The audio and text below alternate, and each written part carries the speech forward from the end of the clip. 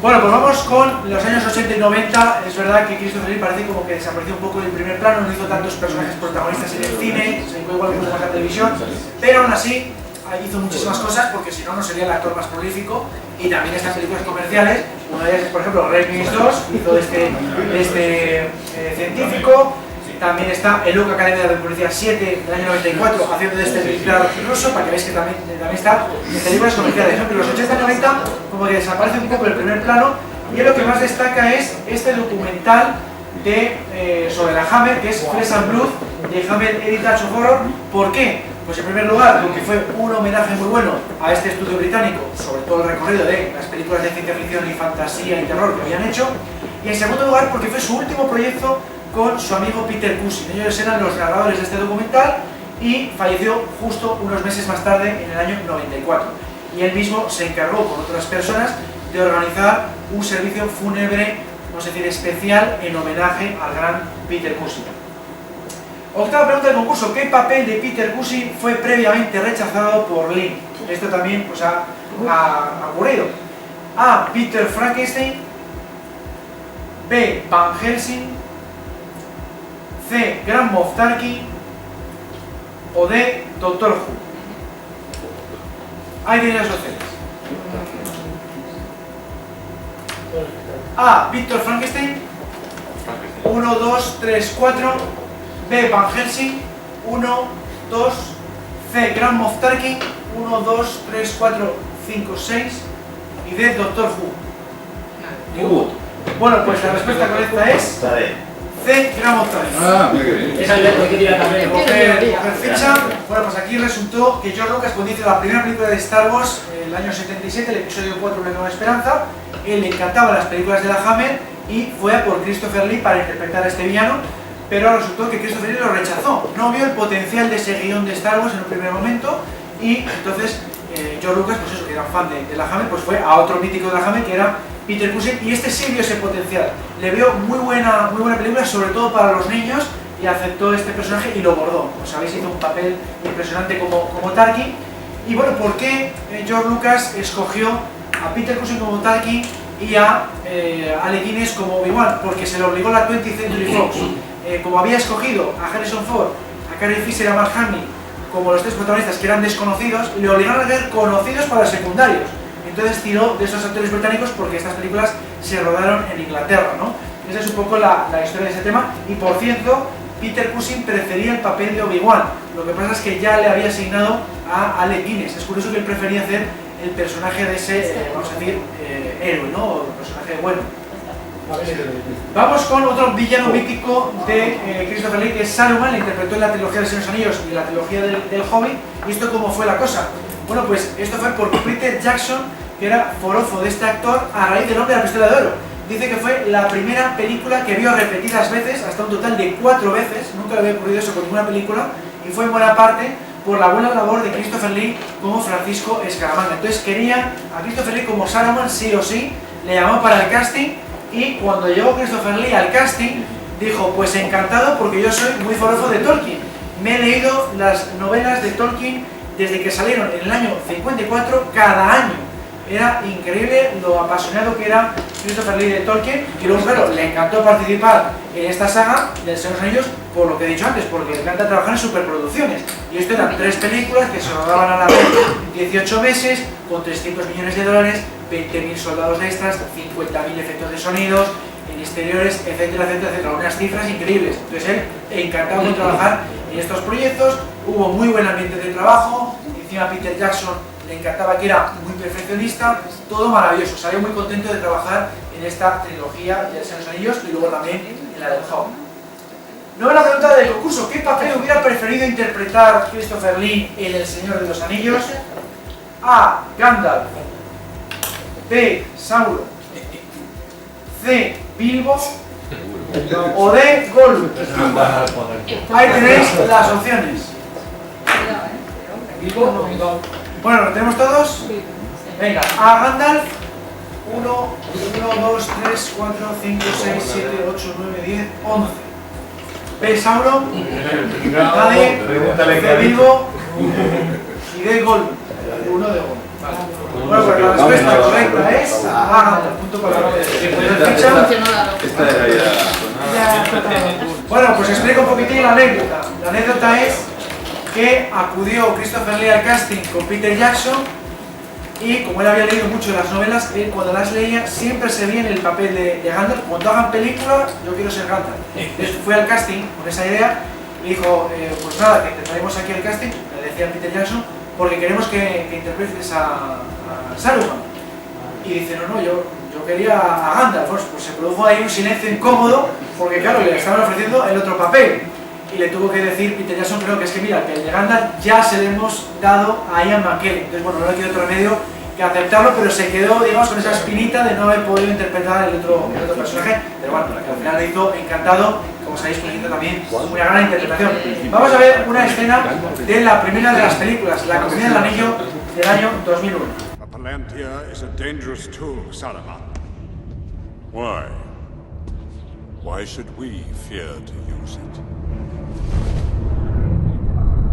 They are not all accounted for, the lost seeing stones.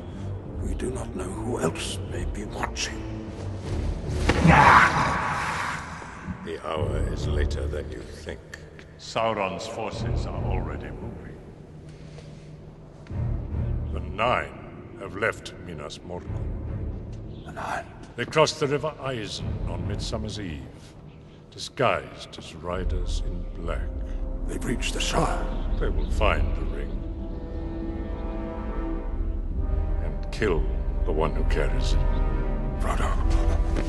Y bueno, pues vamos ahora con la otra saga mítica de Star Wars, en la que por fin pudo trabajar. ¿Cómo fue esto? Pues esto fue al revés. Él fue a por el casting del episodio 2, Ataque de los Clones, en el año 2002, cuando se enteró que se estaba llevando a cabo en Londres. Y digo, bueno, pues esta vez no quiero quedarme fuera de esta saga, porque claro, se tiró de los pelos cuando la primera de Star Wars fue una de las películas más taquilleras de la historia del cine, ¿no? Se había quedado fuera de interpretar a Tarkin.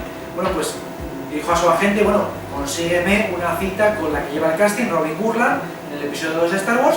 Fue para allá y cuando George Lucas vio que quería interpretar al villano en la película, pues consiguió el papel sin ningún problema de El Conde Dooku, lo hizo maravillosamente bien. Y aquí pues podemos pensar que la escena más complicada es la del duelo de espadas con ese Yoda digital, ¿no? Porque no estás viendo al personaje. Bueno, pues al final se resolvió muy bien porque él había hecho muchas peleas de espadas, tenía bastante dominio y luego le doblaron muchísimo porque ya tenía 80 años y no podía hacer tampoco mucho, ¿no? Hizo sobre todo los primeros planos, luego era un especialista al que digitalmente le ponían, digamos, su cabeza 3D al especialista, ¿no? Entonces no hubo ningún tipo de problema con esta escena. ¿Cuál fue su escena más difícil de dos? Pues curiosamente fue esta escena de diálogo. Y diréis, pues ¿por qué? Pues él explica que es que tenía que tener en cuenta tres factores. En primer lugar, que no se le metieran las botas, los tacones de sus botas en el enrejado del suelo, en un enrejado auténtico, y encima no se puede poner la típica marca que ponen en el cine con cinta aislante para ver dónde pararse después de su diálogo.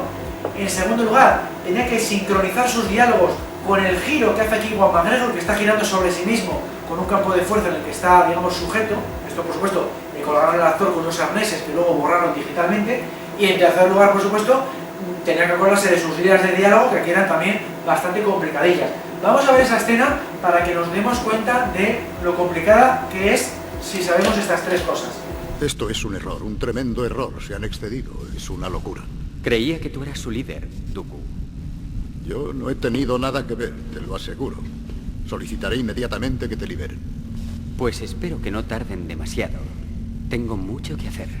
¿Puedo preguntar por qué un caballero Jedi ha hecho un largo viaje hasta Geonosis? Seguía a un cazarrecompensas llamado Jango Fett. ¿Le conoces?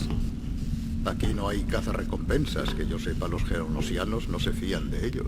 No se les puede reprochar, pero está aquí, te lo aseguro. Y bueno, aquí por supuesto no faltó la típica broma sobre el conde Drácula.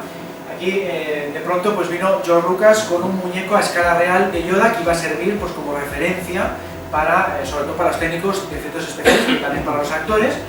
Y resulta que se le acerca con ese muñeco para enseñársele a Christopher Lee y el muñeco tenía puesto 2 colmillos de Drácula. Bueno, pues Christopher Lee se partió de la risa y declaró que no se esperaba eso de George Lucas. Vamos con la 10ª y última pregunta del concurso. ¿Cuál es el nombre de Sith del Conde Dooku? A. Darth Hana. B. Darth Maul. C. Darth Tyrannus. O D. Darth Revan. Ahí tienen las opciones. ¿Tenemos todos? Sí. Venga. A. Darth Hana. 1, 2. 2 votos. B. Darth Maul. 1, 2, 3 votos. C. Darth Tyrannus. 1, 2, 3, 4. Y D. Darth Revan. 1, 2, 3 votos. Bueno, para la respuesta correcta era Darth Tyrannus. Bueno, pues simplemente comentar eso, que lo dicen en la película y por supuesto luego lo dicen en esta película de Clone Wars que veis aquí, las series de televisión, las novelas, los cómics, etc. Y bueno, pues después del éxito que tuvo enorme, tanto El Señor de los Anillos como El Ataque de los Clones, en el año 2001 y 2002 respectivamente, pues esto le permitió a Christopher Lee volver al primer plano internacional, pues como no había tenido tanto, digamos, en los 80 y los 90, y claro, le llovieron las ofertas, ¿no? Y pudo hacer películas pues, más potentes, como por ejemplo La Invención de Hugo de 2001, de 2011, por ejemplo, estuvo bastante bien, pero claro, también dice que le ofrecían muchos papeles muy repetidos, era todo el rato pues papeles de mago villano, ¿no? No quería hacer todo el rato el mismo papel y muchos de ellos lo rechazó, pero le gustó eso, que le volvieran a ofrecer papeles tan interesantes. Y nada, pues simplemente comentar que lo que no le importaba repetir era las secuelas de esas mismas trilogías, eso sin problema, la trilogía de Señor de los Anillos sin problema, la trilogía de Star Wars sin problema, pero no tanto otra vez malos de ese estilo, ¿no? de plan mago tipo Saruman o otra vez tipo Conde Dooku. Lo que se le quedó como espinita sin hacer es curiosamente el papel de Don Quijote de la Mancha. Él dice que en sus 60 años de profesión nunca se le ofrecieron ni en teatro, ni en cine, ni en televisión. Entonces esto es lo único que dice que le hubiera encantado haber hecho, y también le hubiera encantado haber hecho una película de cine mudo, pero claro, esto era muy complicado porque incluso cuando él empezó en los años 40 ya no se estaban haciendo, y él declaró que incluso cualquier actor, director o productor de cine debería hacer por lo menos una película de cine mudo a lo largo de su carrera, pero es un género pues ya pues muy olvidado, ¿no? En cuanto a premios, pues nunca ha ganado un Globo de Oro, nunca ha ganado un BAFTA, nunca ha ganado un Oscar en una película en concreto, pero sí tiene, por ejemplo, un BAFTA toda su carrera y también tiene otros premios a su carrera, por ejemplo, el World Award de 2002, este es el que más ilusión le hizo, porque no solamente era, vamos a decir, para actores, sino que también era para celebridades, ¿no? En general, para gente, pues ya digo, famosa, ¿no? Y por eso le hizo bastante ilusión, era una ceremonia muy buena, en Viena, en Austria, estuvo muy bien, este le destaca bastante. Y luego, por supuesto, que fue nombrado caballero en el año 2009. En cuanto a premios, se podrían destacar esos dos.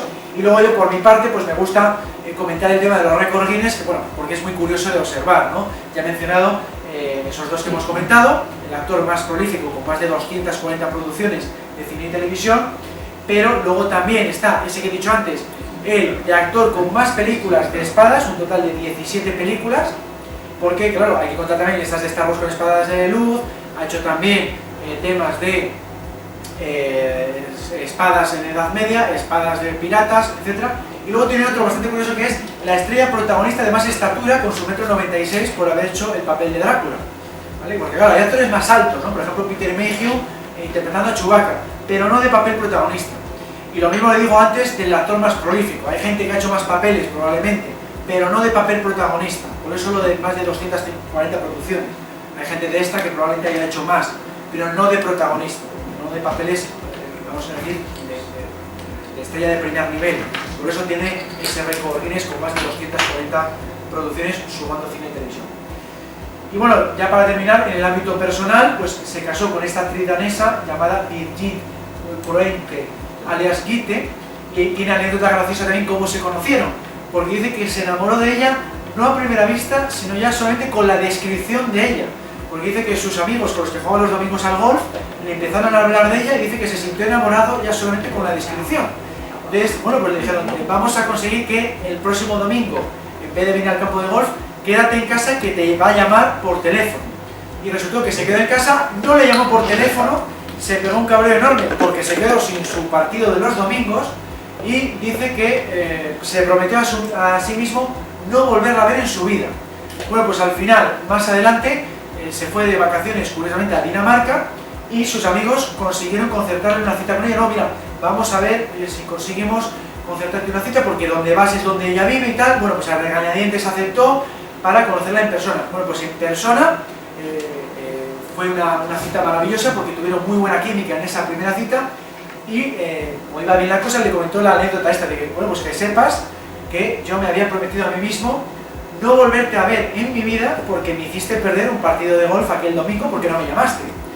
Y va, la chica le dijo, yo también me hice una promesa a mí misma aquella vez, y es que si nos volvíamos a ver, me tenías que o prometer matrimonio o pegarme un tiro.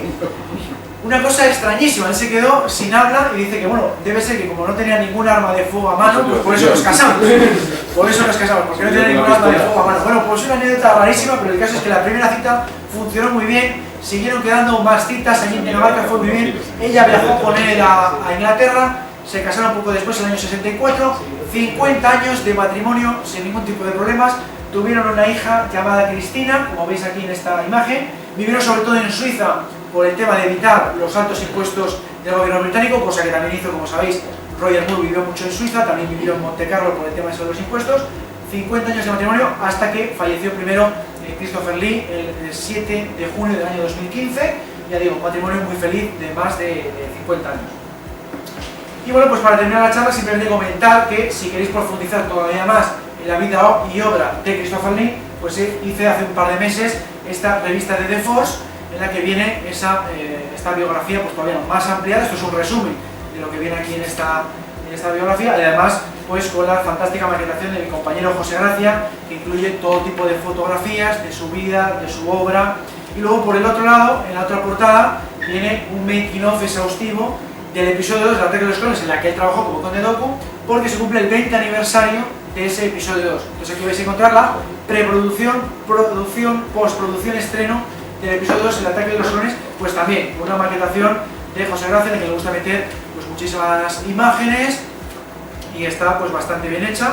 Todavía quedan ejemplares en la página web de forcebooks.com, ahí la podéis encargar. Y nada, pues simplemente quería contar que hemos hecho este ejemplar, pues como hacemos 3 o 4 números cada año de diferentes temáticas. Y bueno, pues con esto he terminado esta charla, espero que os haya gustado y gracias por escuchar.